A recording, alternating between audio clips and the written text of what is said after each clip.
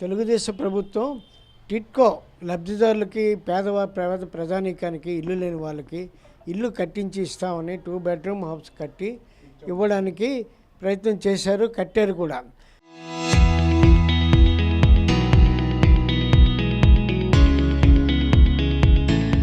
కానీ ఆ ఇంట్లో ఉండడానికి అవకాశం లేదు. ఎట్టి పరిస్థితిలో మానవ మాత్రం ఉండే పరిస్థితి కనపడటం లేదు. ఎందుకంటే కనీసం మంచినీళ్ళు తాగడానికి అక్కడ కుళాయిలు లేవు, నీరు లేదు, ఏమీ లేదు. పైగా ఇంటి గుమ్మం దాటితే రోడ్డు లేదు. కనీసం బజారుకి వెళ్ళాలన్నా 7 కిలోమీటర్లు నడుచుకొని వెళ్ళాలి, ఆ రాళ్ళు రప్పల్లోనూ. అవి కొండ మీద ఇల్లు కట్టించి ఇచ్చారు. వాళ్ళకి ఇప్పుడు ఇచ్చి మీకు తాళాలు ఇచ్చేసాం, మీరు మాకు వడ్డీ చెల్లించండి అని బ్యాంకు వాళ్ళు వచ్చి వాళ్ళ మీద నోటీసులు ఇచ్చి రేపు 27వ తేదీన మీరు ఒక్కొక్కరు 5 లక్షలంతా కట్టకపోతే ఇల్లు వేలం వేసేస్తామంటున్నారు. ఇది ఎంత దారుణమైన పరిస్థితి. పేదవాళ్ళు అంత సొమ్ముని అంత వేరంగా వెంటనే ఎలా కట్టగలరు అని ఆలోచించవలసిన పరిస్థితి లేదు. ఇల్లు ఇచ్చింది ప్రభుత్వం, జప్తు చేస్తున్నది బ్యాంకు వాళ్ళు. ఏమిటి మాకు ప్రజలకు ఏమి అర్థం కాని పరిస్థితిలో ఉంది. ఆ ఇల్లుని, ఆ చుట్టూ ఉన్న కరెంటు అవన్నీ కూడా ఏర్పాటు చేసి మనుషులు యోగ్యంగా ఉండేటట్టుగా టిట్కో ఇల్లు నిర్మించి ఇస్తే అందులోకి వెళ్ళి మీరు చెప్పినటువంటి శిస్తు నెలవారీ అమౌంట్ మీకు కట్టడానికి ప్రయత్నిస్తామని టిట్కో లబ్ధిదారులు, ఆ ఇంటి లబ్ధిదారులు అంటున్నారు.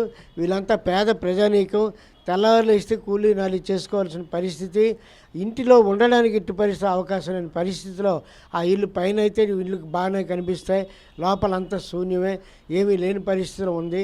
ఈ పేదవాళ్ళని ఇలాంటి దుర్మార్గమైన పరిస్థితుల్లోకి ఇరికించే పరిస్థితి చేస్తే ప్రజలు ఎలాగా వాళ్ళు సొంత ఇంట్లో ఉండగలరు?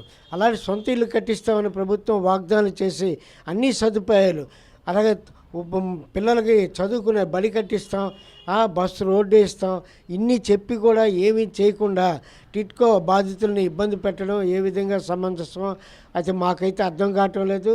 ఈరోజు ప్రజా విజయం పార్టీ తరఫున ఈ దుర్మార్గాన్ని మేము తీవ్రంగా ఖండిస్తూ ఉన్నాం. దీన్ని మార్చి వాళ్ళ తాలూకు రుణాలు వాళ్ళు కట్టవలసినటువంటి ఈ వాళ్ళ తాలూకా అమౌంట్ కట్టడానికి ఇప్పటికిప్పుడు వాళ్ళకి అనుకూలమైన పరిస్థితులు ఏమీ లేవు. మీరు ఆ ఇల్లు పూర్తిగా నిర్మించి ఇవ్వవలసిందిగా ప్రార్థిస్తున్నాం.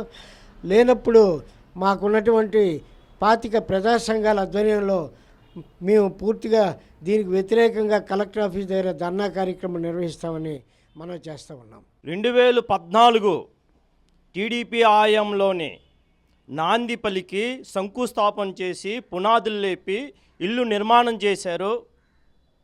నిరుపేదలకు తెల్ల రేషన్ కార్డుదారులు ఎవరైతే ఉన్నారో రాష్ట్ర ప్రభుత్వం పాలకవర్గం గుర్తించి ఆ నిరుపేదలకి గూడు కల్పించారు. గూడైతే కల్పించారే, దానికి ఈ టిడ్కో ఇల్లుకి మినిమం లక్షల్లో కట్టమన్నారు. నిరుపేదలు అప్పు సొప్పులు చేసి బ్యాంకుల్లో వాళ్ళ దగ్గర ఉన్న వస్తువులు కూడా తాకట్లు పెట్టి కింద మీద పడి ఆ రాష్ట్ర ప్రభుత్వానికి బ్యాంకుకి చెల్లించమన్న ఆర్థికాన్ని కూడా వాళ్ళు చెల్లించి ఉన్నారు.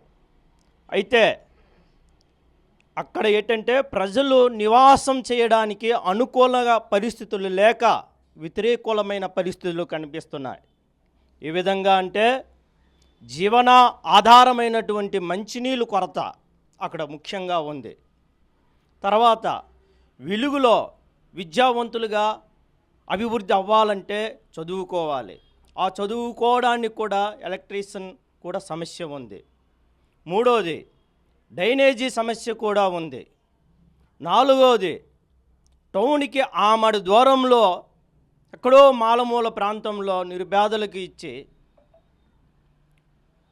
ఇటువంటి అష్ట కష్టాలు ప్రజలు పడుతూ ఇబ్బందులు పడుతూ ఉన్నప్పుడు ఇప్పుడేమో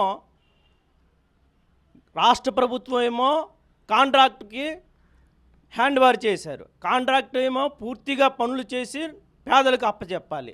అలాంటి కాంట్రాక్టు ఇప్పుడు సైడ్ అయిపోయి బ్యాంకులకు లింక్ అప్ అయిపోయి బ్యాంకుల ద్వారాగాను మేము ఇచ్చాము డబ్బులు, ఆ డబ్బులతో మీరు ఇల్లు కట్టుకున్నారు, ఈఎంఐ ప్రతి నెల మాకు చెల్లించండి, లేకపోతే మేము నోటీసులు చేసి దీన్ని మేము జప్తు చేస్తామని నిరుపేదలకు భయాందోళనలకు గురి చేస్తున్నారు. ఇది ఎంతవరకు సమన్యాయం? అసలు పాలకవర్గం ఉన్నదా లేదా? 2014లో పాలకవర్గం ఇచ్చారు. ఇప్పుడు ప్రస్తుతం పాలకవర్గమే పాలన కొనసాగిస్తున్నారు.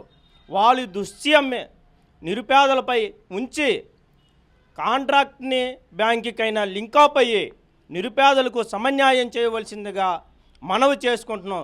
ఒకవేళ దీనికి కానీ వ్యతిరేకంగానో ధీమా వహించిన 25 సంఘాలు, ప్రజా సంఘాలు ఒక తాటి మీదకు తీసుకొచ్చి కలెక్టరేటు ఆఫీసు దద్దరెళ్ళేటట్లుగా ట్రాఫిక్ కూడాను అంతరాయం కలిగించే రీతిగా ఉద్యమాన్ని పోనివ్వకుండా న్యాయం చేకూర్చవలసిందిగా గౌరవ ముఖ్యమంత్రులను, పాలక వర్గాన్ని, ఆ నియోజకవర్గానికి ఎమ్మెల్యేలను, ఎంపీలను కూడా మనపూర్వకంగా తెలియపరుచుకుంటున్నాను.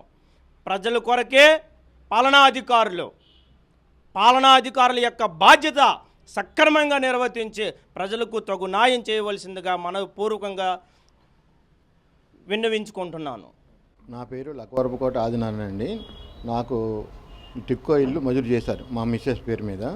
అయితే 2017లోను డబ్బులు కట్టమంటే మేము ముత్తూట్ ఫైనాన్స్లోను 50,000 రూపాయలు వస్తువు తాకట్టు పెట్టి మేము 50,000 రూపాయలు కట్టామండి. తర్వాత మళ్ళీ 25,000 కట్టమంటే మళ్ళీ బయట ప్రైవేట్గా వడ్డీలు తీసుకొచ్చి మళ్ళీ మేము కట్టామండి. అయితే ముత్తూట్లో పెట్టిన బంగారము పోయింది పోతే ప్రైవేట్గా వడ్డీలు ఇప్పటికీ కడుతూనే ఉన్నాం. కాబట్టి 2017లో కట్టిన డబ్బులకి 2019లో గృహప్రవేశాలు అన్నారండి చంద్రబాబు నాయుడు గారు. అయితే 2019 ఉగాది రోజు గృహప్రవేశాలకి కొంతమంది నాయకులు వచ్చారు, అక్కడ చేశారండి. చేసిన తర్వాత మీకు తాళాలు ఇస్తాం, మున్సిపల్ ఆఫీస్కి రమ్మన్నారు. వెళ్తేనేమో అదిగో ఇదిగో అని తిప్పారండి. ఈలో ప్రభుత్వము మారిపోయిందండి. మారిపోతే తర్వాత వచ్చిన ప్రభుత్వం కూడా మళ్ళీ కాలయాపన చేసింది.